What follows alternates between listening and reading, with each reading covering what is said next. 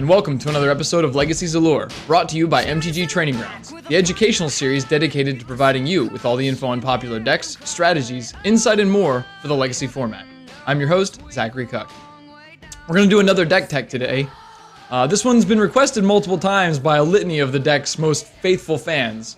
Maverick, the fairest of decks, proving that you don't need to do anything degenerate or really dirty to be successful in Legacy. Today's guest has had his fair share of success piloting Maverick. To his name, he's got 3 Star City Game Legacy Open top 8s, and multiple other Open and SCG Classic top 32 finishes. Although he isn't playing as competitively these days, he can still frequently be found on MTG's The Source, answering questions and guiding a new host of Mavericks.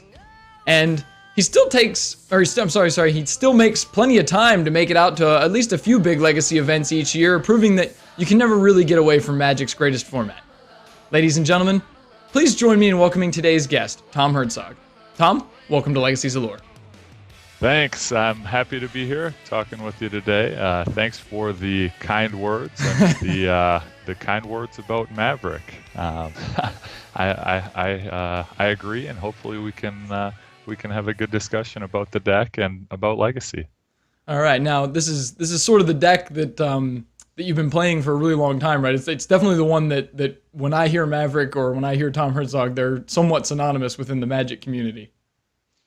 Yeah, I've been playing Maverick. It was actually my first Legacy deck that I ever picked up. So I, like many Magic players, I started drafting, worked my way into Standard, and then as I was hanging around the MTG card shops, I got handed a Legacy deck, and I thought, hey, this let's try this new format. Seems fun, and it was a Maverick deck, and I actually it was just a local tournament, but I think I won the first tournament I played in it, and I kind of was stuck with that deck ever since. It went well. I just remember about that first tournament playing against a graveyard combo deck and having a Scavenging Ooze in my opening hand, and you know how good of a feeling that was. That's really great. Yeah. I've played with a few other decks since then, but really whenever I'm going to a competitive tournament, it's got to be Maverick. Yeah, and I think a lot of Legacy players are like that. They test out everything and they try and feel the format out, but they have that one thing that sort of beckons them and it feels like home. So. Yep, feels like home, and then as I'm sure a lot of you know that the more experience you get with the deck in Legacy, the better you're off with that deck. Definitely.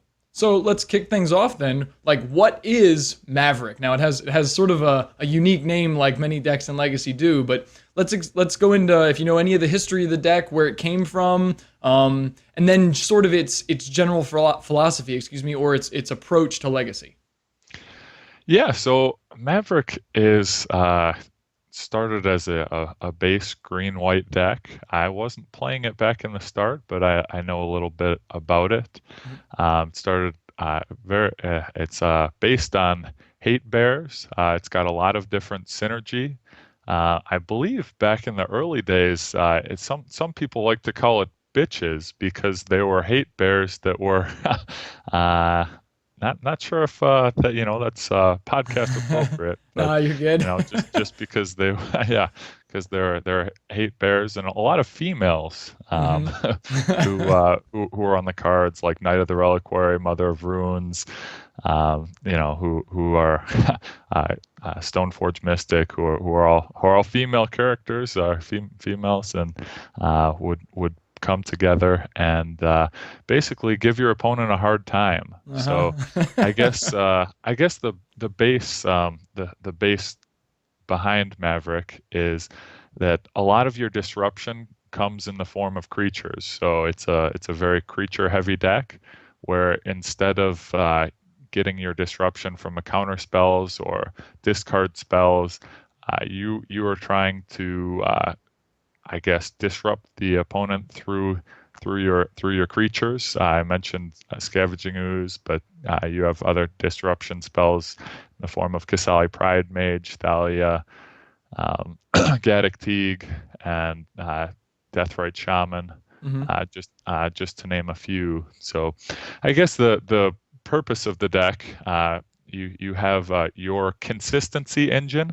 So among fair decks and legacy, you basically, I call it a consistency engine. There are a lot of good decks in legacy, but it's that are hard to be consistent. Hmm. I guess mud or stompy decks have been traditionally great when they go off, but they're not consistent. So it's difficult to consistently do well with them. I think that's why everybody loves brainstorm decks in Legacy, Hmm. because you get to do a lot of library manipulation.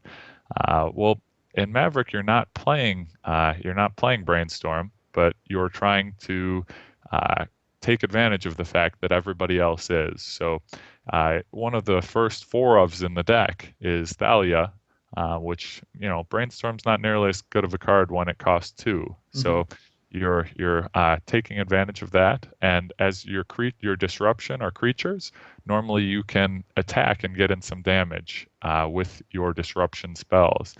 But I was talking about the consistency engine. You have a few different tools. So you have Green Sun Zenith, which, as the game goes on, you'll draw more and more of them. Then that card is whatever you need it to be. It's mana ramp. It's a big creature. It's the right disruption green creature, and it fits in at every spot on the curve. And Hmm. also, you have a little enchantment called Sylvan Library that just does wonders to make sure your draws work well for the rest of the game. Hmm. So I guess that's a little bit about to answer your question. I guess that you could talk for maybe hours or the whole podcast about the deck's history or how it works, but I guess that's a little bit of an overview. Right, so my next question then, or the follow on is what are some of those key spells? And you actually sort of touched on that already.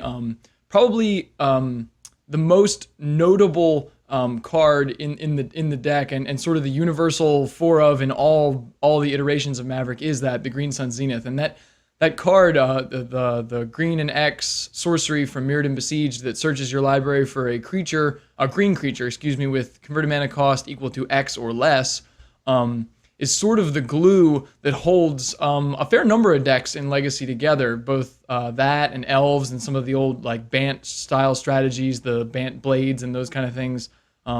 It like you said, it provides the consistency where for decks that don't have things like Brainstorm or Ponder, any of the cantrips.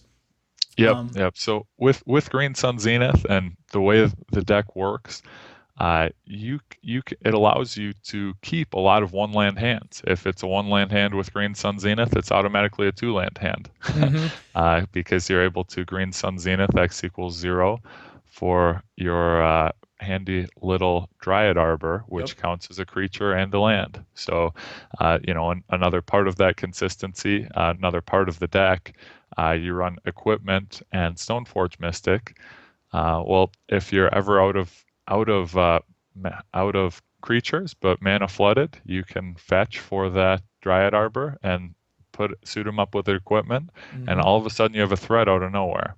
Yep. So those are another couple little tricks to the deck, but it in terms of the other key spells, I mean, I've mentioned a lot of them, but the one I hadn't mentioned yet is Mother of Runes, which is key in all of your creature-based matchups, and Mhm. against any fair deck. Mother of Runes is going to be one of your best cards, just because it basically gets rid of their removal spells, and it also makes it so your creatures are going to win any combat. Which playing Maverick, that becomes a lot more relevant than it does with a lot of other legacy decks.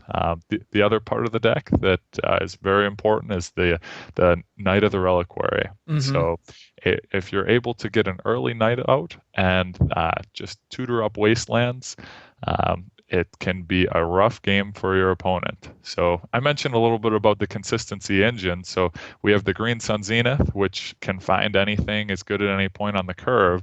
But then we also have the Knight of the Reliquary, which can search up another number of lands that work well together with the deck. So you have a lot of different cards in your deck that work well with each other. Mm-hmm. Now that when I was first learning about the Legacy format, and people talked about the Maverick deck or the Maverick decks of yesteryear that sort of developed into what we have now, I heard a lot of people describe it and say that Maverick is really a Knight of the Reliquary deck. Like, it's sort of the creature that in a lot of ways makes the deck possible, right? Like, you need a threat that is multifaceted. In a lot of decks, that's like something like Delver's Secrets. It's a very fast, powerful threat that has evasion, and Knight of the Reliquary is analogous in some ways. It's a very big threat that is tough to deal with, but it's different in a lot of ways too. Because most people, if you ask them what is your big green threat, the answer is always Tarmogoyf, right? Like, that is sort of the go-to guy. But you're playing a deck that completely dumps Tarmogoyf. There are no Goyfs in this deck, and that's rare to see in non-combo-ish green decks in the format. So let's hammer in a little bit more on that. Why is Knight of the Reliquary so important to this deck? And actually, also, why is Tarmogoyf not represented in a deck like this? Yeah, so I think Tarmogoyf was played a little bit more when the deck was first becoming a thing. But as people learned how to build Maverick and how to play with it, they realized that Tarmogoyf just isn't good enough for the deck. It's not what this deck needs. Tarmogoyf is great in decks like the red, blue, green Delver, where you need fast threats that are going to hit hard. Maverick is all about utility creatures. Even if Tarmogoyf was always a 5/6, it probably wouldn't be good enough for Maverick, just because the deck isn't trying to get out creatures and win quickly. It's secretly a creature control deck. I mean, you have just enough disruption to you have the disruption in the form of your creatures to stop your opponent from winning through the ways that are very popular for them. A lot of Instants and Sort Thalia, Gaddock Teeg to hamper your combo opponents. It's a great. I mentioned the Deathrite Shamans and the Scavenging Ooze for graveyard-based decks. And it's a great feeling having a lot of Kasali Pride Mages in a deck against a deck like a Stoneblade that can really only win with Batterskull. Mm-hmm. So basically every single creature in your deck can't just be a creature. It also needs to stop your opponent from doing something. So you were talking about how good Knight of the Reliquary is and how it's the deck's kind of how it used to, people have called it Maverick, a Knight of the Reliquary deck. Mm-hmm. And Knight is very good. I played at the GP in Columbus last month, I believe, and I had a few times where I had a lot of really big Knights. So I remember one time specifically where I had I think 3 13 Knight of the Reliquaries, and my opponent had multiple like 6-7 Tarmogoyfs, but the 6-7 Tarmogoyf seemed pretty little. Mm-hmm. And once you get into the game and Knight of the Reliquary, you search up a Wasteland, or if you need more, if you're out of low on lands, you can search up a Gaia's Cradle. Later in the game, as I mentioned, it just you seem to draw more Green Sun Zeniths than just the more Knights come out. So when they see one Knight, sometimes it's tough. Sometimes you can get removed, but you have when you have multiple huge creatures, it's a pretty good way to end the game. Definitely. Yeah, and that's actually, I think, the beauty of the Knight is not only is it your big fatty finisher creature, it's also one of the best utility creatures in the deck. For those who don't know, its activated ability is you tap it, sacrifice a plains or a forest, and that can include, it doesn't have to be basic, so it can include things like dual lands.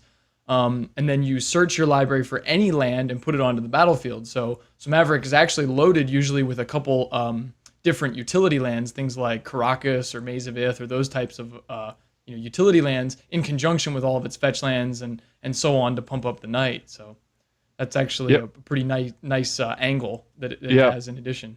Yep. So the utility lands are nice. So I like to play a little bit less utility lands than most people.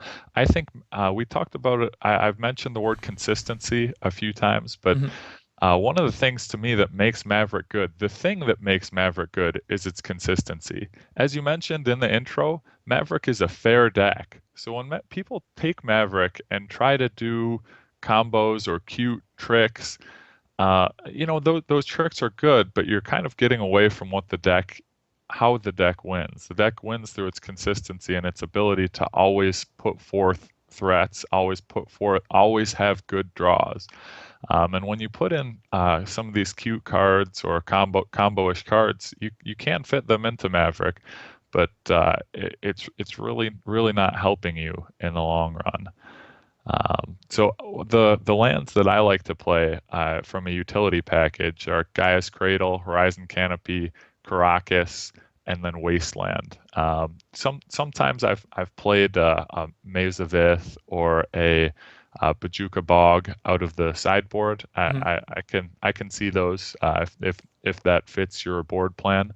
But I don't like the decks that play a lot of utility lands, a lot of extra utility lands in the main deck.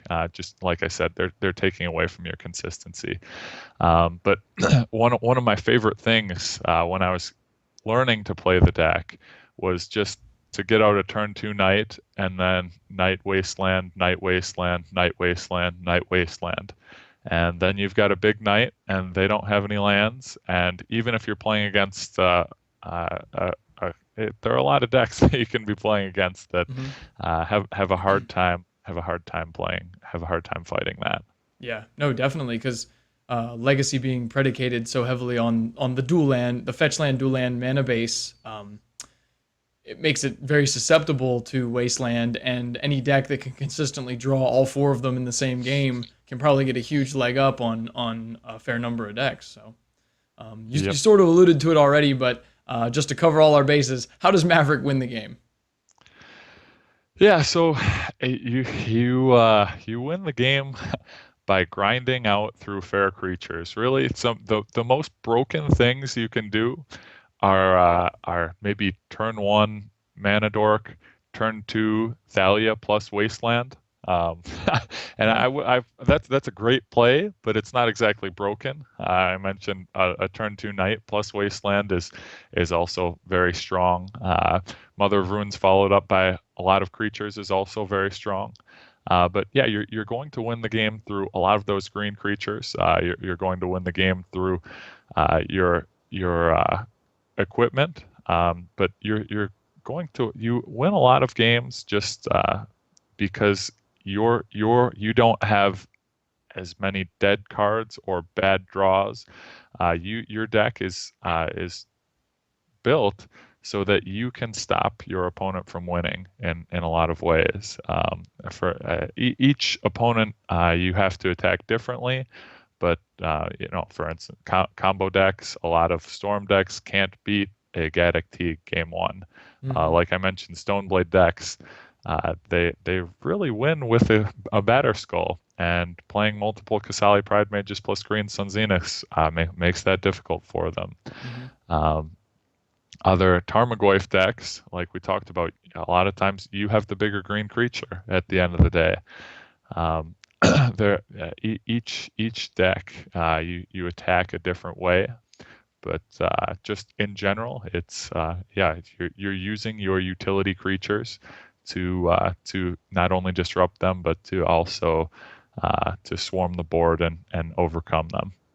Okay, now I've noticed from playing against it and just my experiences with Maverick that it feels a lot like how Death and Taxes plays, where your creatures are very disruptive to sort of the normal game plan of most legacy decks. I would say Maverick is probably a little more focused on presenting threats that are hard to deal with, especially Night of the Reliquary, whereas Death and Taxes is probably a little more on the like the mana denial, like the Thalia style effects. Now, obviously, they both have both options, but in general, I would say Maverick goes a little bigger, has a little more utility because you're more than one color, whereas Death and Taxes is pretty hard on the mana screw 'em type strategy. Yep. Yep. So, like you said, it is similar to Death and Taxes. You start off with 4 Mother of Runes, 4 Thalia Guardian Thraben, 4 Swords to Plowshares. So, and then also some number of Stoneforge Mystics. So, just right there, it's very similar.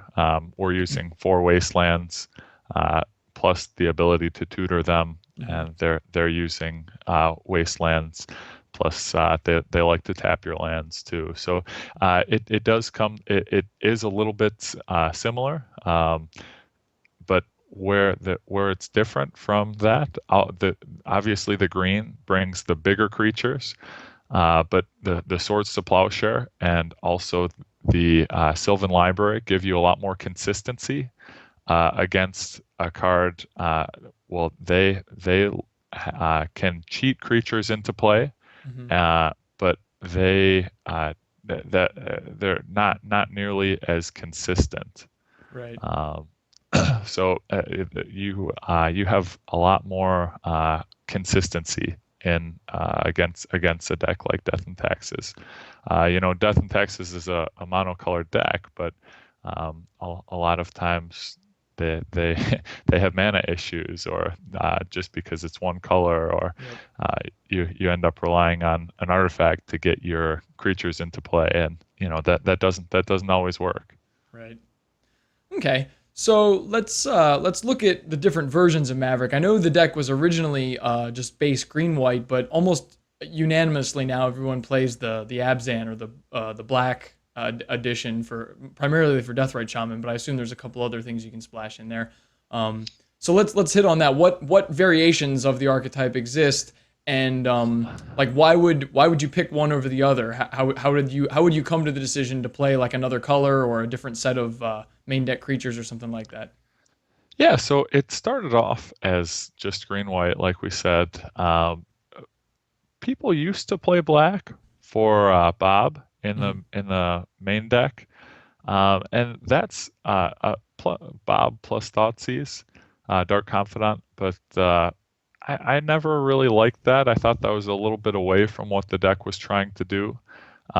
It was, of course, a reasonable deck. Some people did well with it, but that's kind of went away. Not when we play Abzan Maverick.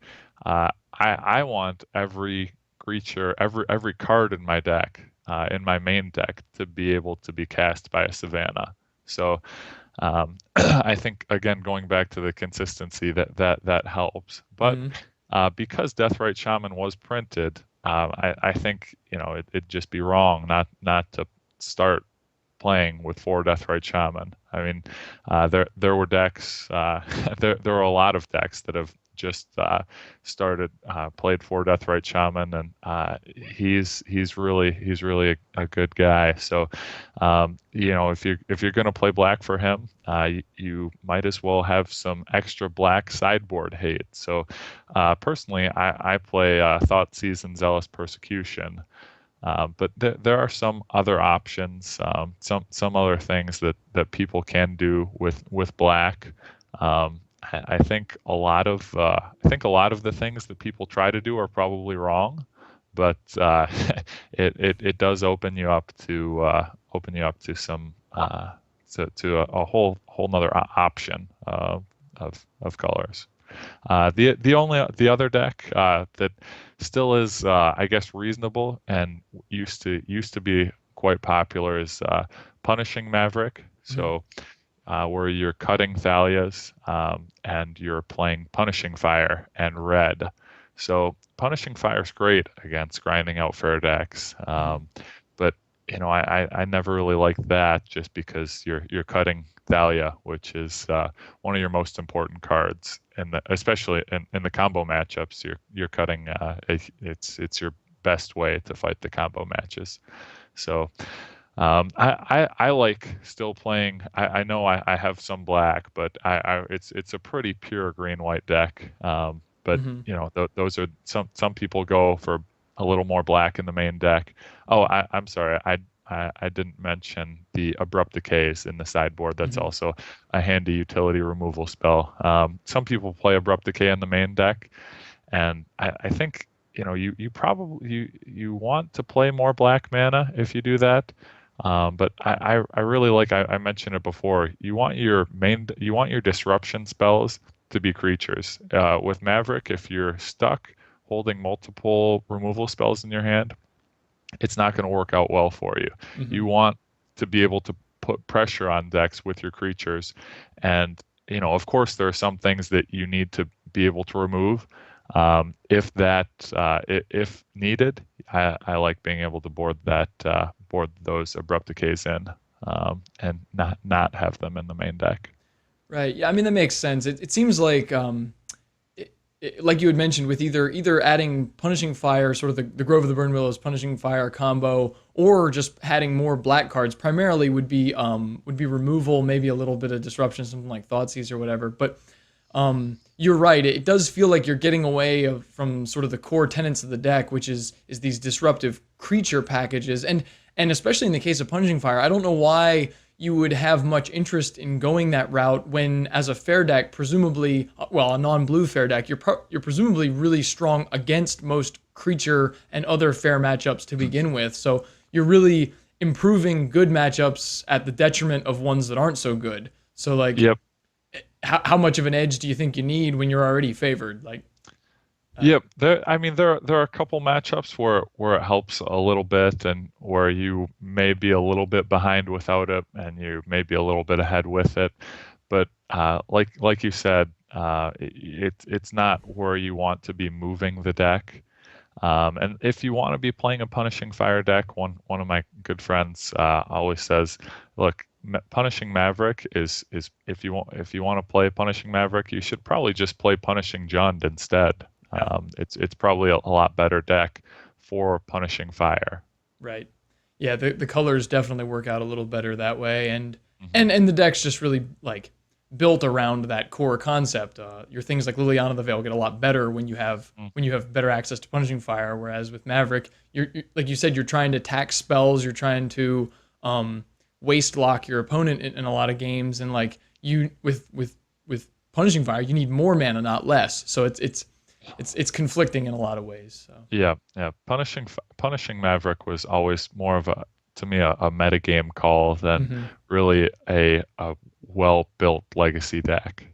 And that if there's anything that we have reiterated on this podcast a lot, it is that you have to know your deck well, like you alluded to earlier. The more you play it, the better you get at it, the better you will be, and the better your results will be. And also, this is a personal theory of mine from my experience playing Legacy, is that all Legacy decks have to try and be the best at something.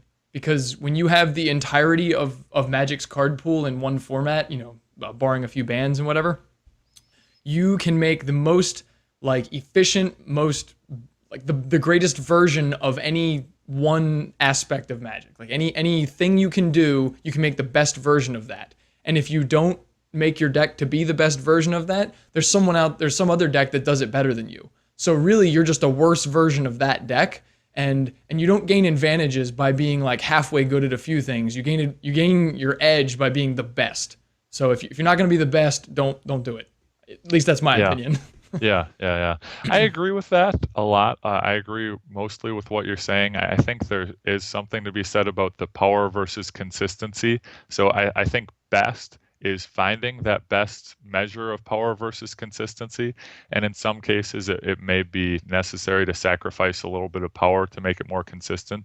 But I think that goes along with what you're saying. That becomes the best, Right. the best at that thing, Right. whatever you're trying to do. Well, and then I didn't mean to suggest that like So when I say the best at a thing, I mean like you can be the best tempo deck. Like I actually personally think that multiple variants of the Delver archetypes, for instance, is probably wrong. Like they are all tempo decks, sort of in a bubble, and one of them has probably got the edge on being the tempo deck. Now, obviously, you could make arguments, well, like, oh, if the meta is really heavy on this type of deck, then Temur Delver's better versus Grixis or whatever. But I think sort of in the absence of a specific metagame, you can design the most tempo efficient version of a Delver deck. And that's really what Delver decks are. They are the tempo deck, right? They're the one that wants to stick a threat and then stop you from doing your game plan just long enough to kill you. So like there should be a best version.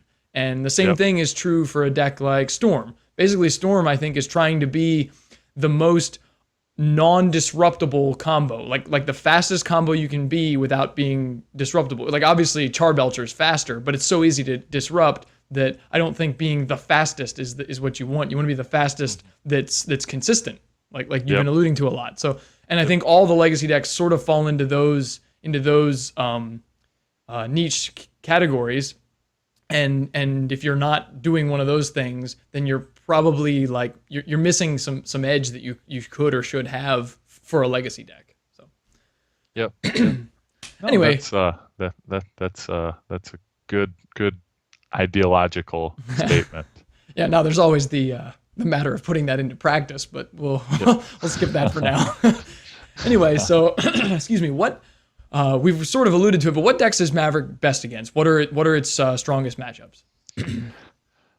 So you have a few decks that are very strong matchups, and a lot of decks that I'm pretty happy to play. There are a couple decks that you really don't want to play, but with Maverick, there aren't a ton of decks that are swayed way over to one side or the other. So decks that I'm very happy to play are Merfolk is a deck that I'm very happy to play. Dredge, I've played Dredge quite a bit. I still haven't figured out how they win, but maybe that's just because Deathrite Shaman and Scavenging Ooze and Thalia are all insane against them. So, but similarly, Reanimator is a good matchup. If they can reanimate a Sky on turn 2, they're in a very good spot. But if they can't, they're probably not going to win. Decks like other creature decks like Death and Taxes are very good matchups. And then really, I'm always happy to play against Delver decks. I'm always pretty happy to play against Stoneblade decks. So going into the decks that I'm probably a little bit unfavored against. Miracles can be tough. That deck can have the perfect draw against you to where you can't really do a lot. But you also have ways to fight it, especially out of the sideboard with multiple Gaddock Teagues. I think that's really the best way. There are also a few other things in my deck list that I do to play better against Miracles, and then also the Shardless Bug decks are they've gotten worse to play against just because they started playing more board wipes. That can be a little bit more difficult. I'm still not really upset to play against either of those decks, but it's not happy either. Lands can be on the tougher side as well. But I guess speaking of lands, I guess it's something that I'd wanted to mention.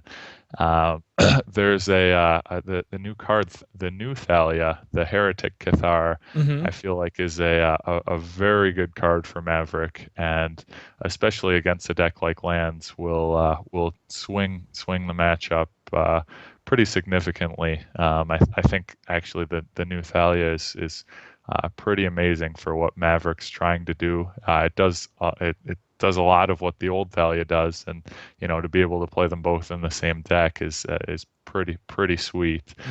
Mm-hmm. I guess Elves is a deck that is very bad to play against in the main deck. If you you mentioned that Goblin Charbelcher is not a deck that I like playing against. Yeah. No force of will, that can be an issue. It's kind of difficult. Another deck that is a little bit harder. Storm can be great. Like I said, they can't. Most Storm decks can't beat a Gaddock Teeg game one, and then game two, if you have multiples plus all your Thalias, you can be in a good spot.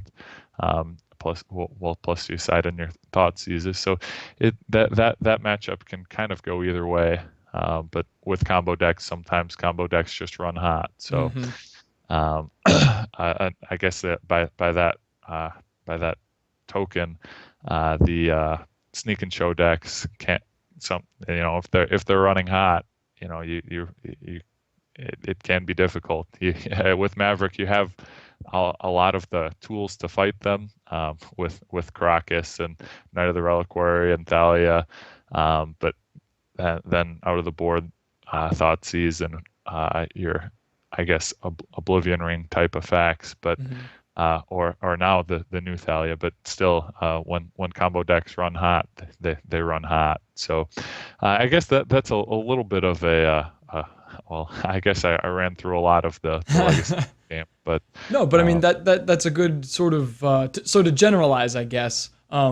You're very, very solid against any fairish creature deck because you're the more fairer or the most fair, most creature deck. So you're going to have an advantage there. But it sounds like your biggest weakness then is combo decks that have a strong consistency engine of their own. So something like you said, like Elves. Elves is a very synergistic and surprisingly consistent deck for what it is, and your normal disruption elements, especially Thalia, don't interact much because they're playing creatures, not spells. And you haven't mentioned it, but in my experience, I play Infect, and I found Maverick is one of the stronger matchups for Infect as well, because you're primarily a creature-based combo deck. And any deck that doesn't have Force of Will sometimes struggles in that respect. Things like Blighted Agent or Inkmoth Nexus are solid. Yeah, Blighted Agent is really tough out of Infect. Most of the a lot of the other cards, you can still you have a lot of interaction with Infect. But a lot of times it just comes down to if they can get a Blighted Agent, even without a lot of pump spells, Blighted Agent will kind of race you. Maverick's not that fast of a deck. Your Inkmoth Nexuses, I still, besides the removal spells, Wasteland and Kasali Pride Mage definitely help. But the Blighted Agent is difficult. So yeah, that's out of the board. I bring in more disruption, but it's still not a matchup that I'm really happy to face. Elves, yeah, you mentioned it. I've never beat a good Elves player. Thankfully, there are a lot of Elves players who play Elves who aren't that good, and I actually, my record against Elves in competitive tournaments is probably over 500. But every time I guess what I consider good Elves players are some of the top Elves players, and the guys who end up in top 8. They know what they're doing. But it's a deck that a lot of people play who really don't know what they're doing, and they rely a lot, not entirely, but they rely on a lot of either their own Green Sun Zenith or casting. Or being able to find their Craterhoof Behemoth, and Gaddock Teeg stops their ways of finding him. Right. So that definitely, if you're able to, so it's not like you have no game. It's just makes things a little bit. It makes things difficult. because Okay. they do a lot of what you do. They're a creature-based deck that just wants to get out onto the onto the field and overload you and beat you with their creatures. And kind of to your point, they do that that creature-based deck better. They do that better. They go over the top in Mm-hmm. terms of just flooding the board with creatures. So a lot of the things that would hurt them, like board wipe effects, you can't. It's very difficult to play in Maverick because that's also what you're trying to do. Right. Okay. Well, let's say we're playing one of those decks that's not so hot against Maverick. Say we're in like a Delver deck or something like that. What are good sideboard options? What kind of cards would someone bring to a tournament to try and fight back against Maverick opponents? Like what are good hate cards, I guess?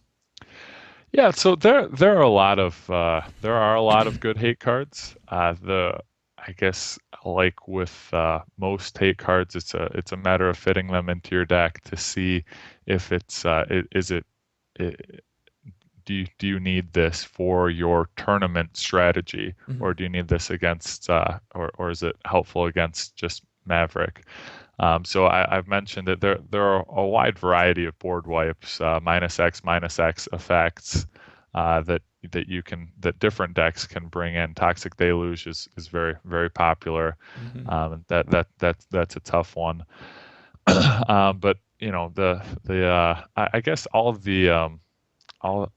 of the Delver decks, they play these cards, but the question is it enough? Mm-hmm. So like Delver plays Rough and Tumble, Submerge. They've played True Name Nemesis, Ancient Grudge. Those are all fine cards, but it just comes. It is it enough in some cases? And Delver's just one of those decks that if you draw perfectly with it, you're going to do very well. But if you don't have an early threat, it makes it real hard to win. Mm-hmm. Cards that people have played in the past, cards that attack creatures, cards that the creatures can't tap, or cards that just attack creatures. Oh, what's the artifact that shuts Yeah, off activated abilities? the artifact. I I mean, forget the that's name, great. but That's great against Maverick. And when Maverick was big, a lot of people played that. I can't. It's slipping my mind right now. When you get on camera, yeah, it's it's a hard totem for of some so sort or something like yeah, that. yeah. Cursed totem. I don't know. Yeah, maybe that's Um, it. but something that a lot of people do that I don't really think is right is they bring in a lot of graveyard hate, and I think that's the wrong thing to do. I think bringing on too much artifact hate is the wrong thing to do. Mm-hmm. Maverick has the Stoneforge package with artifacts, but uh, it, it it's not a 4 of Stoneforge deck where that's the only thing that can beat you. It has cards that need, like the graveyard, like Knight of the Reliquary, Deathrite Shaman, Scavenging Ooze, but those are still creatures that that can still attack even if you shut off the graveyard. So I'd say that's the biggest mistake that people make when sideboarding, is they bring in things that are really meant for combo decks that Mm-hmm. have some effect on against Maverick, but they bring them in anyways. Now, I was gonna say, and I'm glad you mentioned it, because I think a really common line of thought would be, well, Knight of the Reliquary is the huge finisher, so we need a way to deal with it. And something like Rest in Peace or Relic of Progenitus, those things look attractive because they shrink the knight back down. They sort of neuter his stat wise power, but the real power is in his activated ability more so. So it's probably actually more beneficial in terms for most decks anyway, in terms of fighting Knight of the Reliquary, to have something like a Pithing Needle or Phyrexian Revoker, something that can actually shut the knight off, as opposed to trying to shrink him down, because he's really a utility guy who happens to be huge, not a huge guy who happens to have utility. Yep, exactly. That goes back to like what we were talking about earlier. Tarmogoyf's not good enough for the deck Right. because your creatures need utility. And yeah, Knight is a utility creature. So, when you turn off the graveyards, yeah, sometimes it doesn't bother me at all. Even if I have a multiple Deathrite Shaman, Knight of the Reliquary hand, I still have a creature when you just spent your turn and a card just playing an enchantment that just weakens my creatures. It doesn't even get rid of them. Hmm. So that's I don't hate the idea if you're sideboarding against Maverick of boarding in one, rest in peace. But if you're boarding in multiples, you're definitely it's definitely doing it wrong. And that's in fair decks. A lot of people they say like in a burn deck they'll board in graveyard hate. No. And that's just incredibly wrong. They're afraid of these big knights and how my Deathrite Shamans can eat creatures and gain life, so they'll board in graveyard hate, and it's just it's just wrong. That's you're making your deck worse. So I think burn decks between the graveyard hate and the I'm sorry, I can't remember names again, but the artifact that makes your creatures not able to attack. I think Oh, burn has a ensnaring tendency bridge. to ensnaring bridge. They definitely have a tendency to overboard really when they're just hurting themselves. Yeah, that's another sort of a recurring theme on this podcast is you can sideboard like to the moon and back trying to improve a matchup against a certain deck, but there is no card you can add from your sideboard that doesn't come at the cost of some card from your main board. So Mm. you almost unanimously have to weaken your main strategy to bolster your sideboarded strategy. So if you cut too much of the core, you don't have a deck anymore. You just have a bunch of hate pieces with a very loosely tied strategy maybe that can't win anymore basically. So yeah, once again, viewers, a reminder to all of you: don't overboard and stick to your guns. Whatever your deck does, it does it well because you're playing Legacy, and you have to make sure that it can still do that thing. If you board so much to fight your opponents that you can't do your thing, I don't know how you plan to win. Yep, exactly. Something that is a good sideboard card that I didn't. It's more of a fringe thing, Mhm. but we it just uh, it came to my mind, so I guess I'd talk about it. Sure. It's a sideboard card. Different sideboard cards have just kind of come out of nowhere and hit me. If you're playing those sideboard cards that can kind of come out of nowhere, I know a lot of the blue-white slower decks, whether they're Miracles or Stoneblade, they can play some basic land hates, or whether it's back to basics, something like that. Even though Maverick does play basics, Mhm. playing one of those gotcha type cards, it can do well. But is it great? Probably definitely not if they know it's coming, but Right. and if you have that and you're trying to get them, that can be fine. Or if you're maybe a blood moon type effect, especially in a deck with a lot of legendary creatures like show and tell, the blood moon is good. It's very good. It turns off your lands if you're not ready for it, but more importantly, it turns off Caracas. So Mhm. I think those things are probably well known, but those are a couple of sideboarded cards that I guess have the potential to get you if you're a Maverick player, not prepared for them. Yeah, I think this one just came to my mind. One of the cards that you rarely see it anymore, or it rarely gets played, but one that would probably absolutely stone cold you is something like Humility, where you Yep. just shut off all of the utility creatures and make them just overpriced do nothings. Yep, humility's not. I don't want to see that. Right. I think it's been years since I've seen that. So that's kind of like what I was saying. There are cards that are very good against Maverick, like the artifact that doesn't let your creatures tap and Mhm. or activated abilities, and the humility, but those aren't as popular now. Because really they're good against all creatures, but Maverick isn't a huge part of the metagame. So Right. um, there are probably better things against the rest of the metagame. So that's where now the cards that are being played that are very good against Maverick are the Toxic Deluge type effects, the Massacre type effects. Okay. So say someone was starting just getting into Legacy and they were asking you what deck should they play. So why would you recommend Maverick to them? And actually, would you pick a certain type of player specifically to recommend it to? I really would recommend Maverick. Like I said, it was the first Legacy deck that I played, and I think it's uh, I think part of the reason Maverick doesn't do as well. I think a lot of Legacy players they want a blue deck, they want a brainstorm deck or a combo deck. Mm-hmm. I think Maverick is actually a lot better than how than how it performs. I think there are people who play Maverick, but a lot of the people who play Maverick just really aren't that good. They're just getting into they're just getting into Legacy, or they're trying to do things like I said. They're trying to make Maverick into a combo deck. Mm-hmm.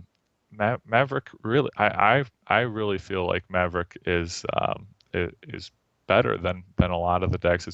It's well positioned and a lot of times against a lot of decks. Mm-hmm. So I would recommend you play it. And in terms of, but I would take it like I said, don't play it as a combo deck, and know that there are with a lot of creatures, there are a lot of difficult things. But as opposed to some of the other decks in Legacy, some of the other decks in Legacy really are quite difficult to play. Whereas Maverick, at least if you're messing up, you have creatures that you can attack with, Yep.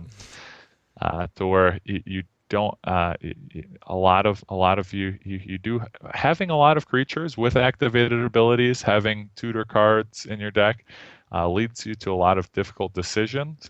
But where your mistakes with Maverick, you can overcome a lot better than than in other decks. So Mm-hmm. that was something that I remember, especially when I was just getting used to Legacy, was that I could make mistakes, but in a lot of cases it didn't matter because I had just the right things in my deck to be able to win the games.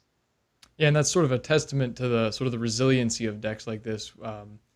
And it goes hand in hand with the fact that the deck is hard to hate out. Like it's hard to have sideboard cards against a deck that doesn't linchpin around any specific piece too much. You can have a little bit of freedom, a little bit of room for slip ups, and sometimes they're not. For everybody listening, don't think of making a mistake necessarily as being doing like the absolute wrong play, because like there's a lot of times you get into a situation where you don't know what the exactly right play is, but you can't afford to do nothing because Legacy is a format that keeps moving. There's very little turns off, if you will, and you have to make a decision. So it is nice occasionally to have a deck that's forgiving, where if you pick the wrong decision, you're not like completely out of the game. Like you can still get back into it, and maybe it's not completely crushing to make the wrong decision. You just means you got to work a little harder the next couple of turns to sort of turn it back around again. Mm-hmm. And I would say you described the situation well. There are a lot of decks that if you go in and you make the wrong decision, you're just screwed. You're out of it. Mm-hmm. If somehow, like you mentioned, you play in fact, if you miscalculate and you don't if you underestimate a way that your opponent has to deal with the creature, it's just game over. Yep. In a lot of cases. Where in Maverick, you against a lot of decks, your decisions about what's right and wrong are not as clear. There are always, in hindsight, there are a lot of right and wrong decisions, Sure. but a lot of what's right and wrong depends on what your opponent has and what your opponent can do. So just if you choose one way or the other, it's not going to be quite as unforgiving. Okay. So, Well, let's take a second here to talk about. We've talked about a lot of different possible lines and all the cards and the creatures and stuff. But let's talk about Tom Herzog playing Maverick. Tell us about one of your favorite moments playing the deck. How did it happen? Like, what was going on, and how did it end up? Why is it so special? Yeah, so I think a lot of people are familiar with this moment. It was on Best of SCG Live, but Hmm. to give a little bit of background, I've been you mentioned in the intro, I'm not as huge into Magic right now, and it is one of the things that still makes Legacy great is that you don't have to be playing every single week. You don't have to be grinding every single week to be a good Legacy player. But even at my highest points in Magic, I was never a Pro Tour competitor. I grinded a lot of Magic, and I did well at a lot of local events, but I never made the Pro Tour or anything like that. So Hmm. it got at the high point when I was playing in a lot of bigger Star City Opens and such. I was doing really well with Maverick, and in the top eight, I was playing against Ben Weinberg, who has been a player who's played in multiple Pro Tours Hmm. and done well. And I just it was and the game was winding down, and it really looked like he was playing Canadian Threshold, Rug Delver, Hmm. Teamer Delver. He had been attacking me down with these nimble mongoose, and I was really on the ropes. I think I was down to maybe 3 life, and it was getting to the point where I was going to have to chump block, but I drew a zealous persecution and was able to swing his attack from what looked like I was going to have to chump block and die the next turn to both of your creatures are dead, and I'm left with 2 Mother of Runes and an equipment. So it was a pretty sweet feeling for me. The zealous persecution, then the attack step when when I was on the ropes, just to swing things around it's like I mentioned against a Pro Tour quality opponent it was a pretty sweet feeling. That's awesome. That's really great. And I have seen that best of moment, and it's totally worth it. Those are the ones you can't forget. Like, you remember exactly how it happened, when it happened, and how you felt afterwards. Just that, like, that total awesome feeling. I've been there too. I had a, well, mine was with a Teferi's response, and I'm sure a lot of the viewers have Oh seen it. wow. But it was absolutely awesome, and I can't think about it without breaking a huge smile, because it's Yeah. always great. Yeah. Yeah. So Teferi's Response is another card that you can just really blow people out, but it's similar to Zealous Persecution in that it's not a card like Swords to Plowshares or something like that is a common legacy four of in a lot of decks. It's Yeah. just something that people know is out there, but uh, you really can't play around it. Well, it's very difficult to play around it. Hmm. So, yeah, it leads to some big blowouts. All right. So, So, it's um, cool. so anyway, we just got a new set. I'm gonna topic hop just a little bit here before we sign off. But Eternal Masters is out now. Have you had a chance to draft or to play with it at all yet? So I've seen it a little bit, but Yeah. I really haven't. That's been something that I wish I would have a little bit. But as we talked, just getting into it a little bit, I've my life has changed a lot recently. I'm recently married. I've actually got a kid on the way. Then I like I've got a lot of interests. So I'm for those of you who don't know, I'm 7 feet tall, a former collegiate athlete. So I've been getting into basketball a lot recently, and it being summertime, I also enjoy going out and enjoying the sun out on the lake or those types of things. So I really haven't been playing as much Magic as I really would like to. It seems like there's never enough time. I But know that. Eternal Masters definitely. I was really happy they came out with it, because it seems like it gives it such a cool format to draft. Okay. Yeah, well, it is. I was gonna say I've drafted it twice. It is honestly, it feels like you get to play Legacy in a limited format. They actually did a very good Yeah. job of setting it up. And I understand you haven't played it or anything, but I wanted to get your opinion anyway as a longtime grizzled Legacy veteran. Now that this set is out, and presumably then WotC has some interest in at least promoting or getting people interested in these Eternal formats. What do you think, impact-wise? How will this affect Legacy? Will it make people want to play more, give it a try? And is it gonna generate some interest? Yeah, so I really hope it does. I think it should. I'm glad Wizards is showing that support. I know Legacy isn't the best format for them to promote competitive play. There's normally about one US Grand Prix per year, Mm-hmm. but and it's good to see that they recognize the strong Legacy following that still exists, and they're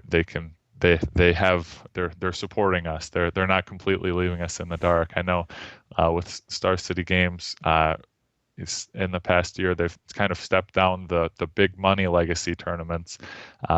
There's kind of a fall off from that, but it's good to see new Legacy cards, the Eternal Masters coming out. And I think really when people who enjoy Magic play Legacy, they'll start loving it, because it's just such a deep, rewarding format that if what you like about Magic is you like the ability to have a very consistent deck, or a very fast, whatever you like about Magic, you can have that. Like you mentioned, building the best deck possible. In a lot of ways, you can build the best deck possible, and I think people like that. I think people like the number of interactions. I think the issues with Legacy are the cost of the deck, and the fact that it's not played very competitively. You don't have PTQs that are Mm-hmm. Legacy. So a lot of people who like Legacy and are Magic grinders, don't get really into it, just because the big competitive tournaments are in other formats. So I think just anything promoting Legacy will get more cards in people's hands, and I think the more people are able to make Legacy decks and build Legacy decks, the more people will play Legacy, because it really is the best way. It's the best. It's a great format. I played team sealed, and that was such a fun format. I mean it's limited, so it's obviously a lot different. But I would definitely vote for Legacy as by far the best constructed format. And I mean, I guess team sealed may be up there in terms of how cool or fun of a format it is. But it, it's exciting just to see Wizards printing more cards for Legacy. Well put. I have nothing to add to that. So I completely agree. Anyway, Tom, it has been a pleasure talking with you today. I've really enjoyed getting to pick your mind and sort of dig into a deck that I didn't realize there was so much to. Like there's a lot more depth even than I realized, and I thought I knew everything by this point. So thank you for giving us your time and explaining the deck that you obviously love so much. Yeah, no problem. So I guess that is a point I would like to make. Even though it is it's less rigid, it is a little bit more forgiving. There is a lot of depth to Maverick and the different cards that you can play, and we really didn't scratch the surface today in terms of deck choices and interactions and different intricacies within Maverick that you may or may not want to play or how to attack different decks. But I enjoyed getting to come on and talk with you. I like that you're doing the legacy focused podcast, and I hope there's someone out there who's been wanting to give Maverick a try that is able to pick it up and sling some cardboard after this. So thanks for having me on. Yeah, no problem. It was my pleasure. And thank you to all of our listeners and our viewers. It's been a pleasure to bring you this episode of Legacies Allure. If you like what you heard today, please subscribe or feel free to leave us feedback on our YouTube page. Or you can message me directly at mtgtraininggrounds@gmail.com. Like us on Facebook at the user MTG Training Grounds, and follow us on Twitter at @MTG_TR Grounds. I'm Zachary Cuck. Thank you for joining me.